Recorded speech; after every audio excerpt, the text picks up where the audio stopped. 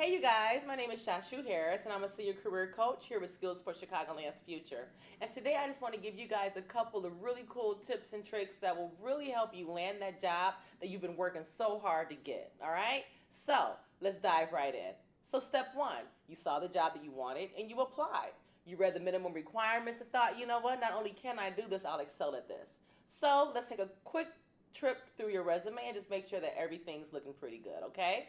All right, so first off, you have your first name and your last name, okay? Now, I know it sounds pretty simple, all right, but you always want to make sure that you're checking the spelling of your name, make sure that the font that you're using makes it readable to the person who's looking at your resume, right? Okay, so we've got that out the way. And then also we want to make sure that our contact information is up to date and accurate. All right. For this, I always like to tell people to always provide an alternate phone number where you can be reached at. Maybe it's your mom, maybe it's your grandma, but it's someone who can always get a message to you if needed. All right. So you've got that out the way. Then we want to do a quick professional summary. Here, you're just going to use this area to really kind of highlight some of those hard skills and soft skills that's really going to stand out to the employer. You're going to let them know that you have the minimum requirements as advertised in the job description. And you also want to tell them some really cool things about you. Are you a good team player? Do you have good leadership skills? Are you coachable? This is where we're going to use highlight that information, okay? Then we're going to dive right in and we're going to list our jobs. Now, I think it's always best that you always go back between 8 and 10 years, no more than 10 years, okay? But here's what's really important, is making sure that when you list these jobs, that you have them in the correct order. For that, you always want to start with your most recent position and work your way down to your oldest position, okay? And then finally, we want to make sure that when we are doing our job descriptions, that we're giving it a little bit of meat, okay? You're going to describe your responsibilities and the accomplishments you achieved while working at the job, focusing on the task, and the results most relevant to the position that you're applying for, okay? Less is sometimes more. You always want to be prepared to give them at least 3 to 5 bullets for each job that you list, okay? Remember, we're writing a resume and not a novel, all right? So now you've got our resume, okay? So now what? Well, now it's time to interview. Here's something that I want to give you that I think will really help you kind of soothe and calm some of your jitters about interviewing, all right? So let's look at getting the job by the numbers, right? So look at this really cool blue area, the biggest area of my pie. And this area represents your attitude. That's right, it's your attitude. Why? Because you're going to spend the most of your time at work. And in order to be an effective coworker, you got to be easy to get along with, right? You have to bring the right attitude to the organization, okay? So that's our biggest chunk. So let that take some of the stress off of you, okay? This really is about who you are. Are you really that team player that you said you were on your resume? Do you really manage conflicts well? Do you go out of your way to kind of maybe get along with your coworkers and see if you can help them in work-related issues?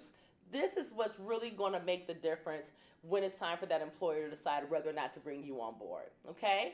So let that put your mind at ease a little bit. You're the best you can be.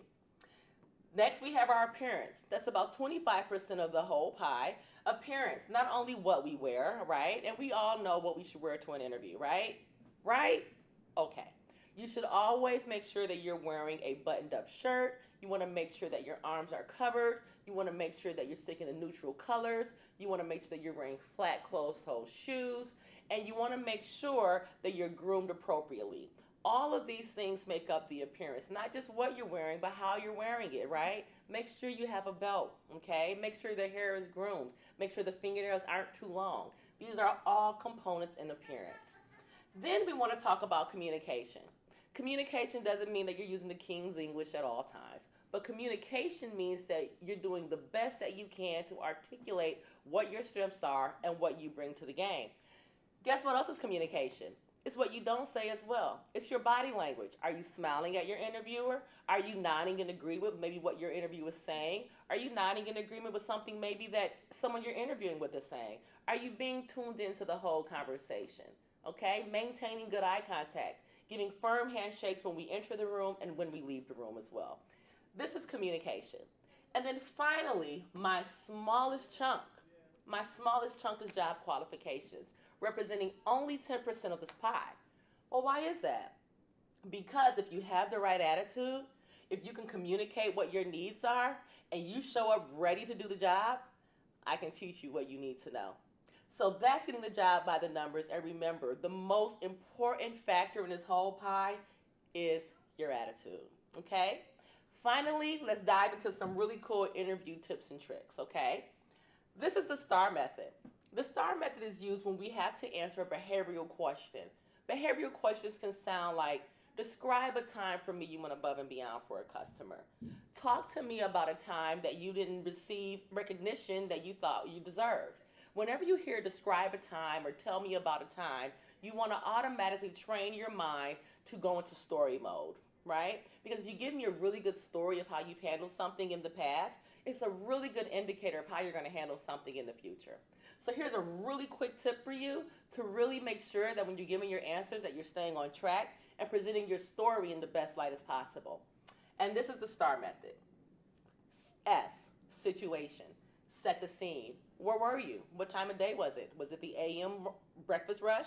Was it the PM lunch rush, right? Were you overstaffed? Were you understaffed? Okay? You really want to set the scene for them and let them know what was unique about this particular situation which caused you to react in a certain manner. Task. Describe the purpose. Why were you hired? Were you working there as a cashier at the time?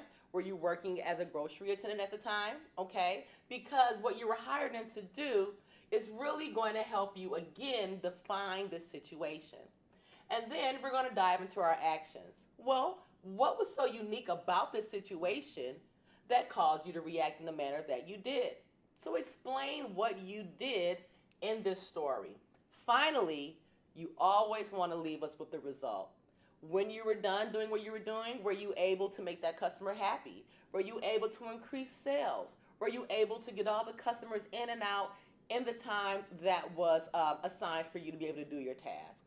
If you drop every thought into each of these buckets, I can almost guarantee you that you are going to give a much more elevated answer. Okay? So again, remember, we're reading our job descriptions. We're making sure we're meeting the minimum requirements. Then we're going to make sure that our resume is on point. All of our jobs are in order.